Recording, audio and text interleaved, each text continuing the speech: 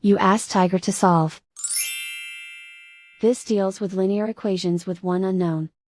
The final result is x equals -4. Let's solve it step by step. Group all constants on the right side of the equation. Subtract 16 from both sides.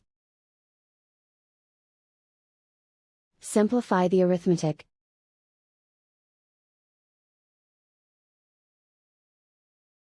Isolate the x. Divide both sides by 4. Simplify the fraction. Find the greatest common factor of the numerator and denominator. Factor out and cancel the greatest common factor. And so the final result is x equals -4.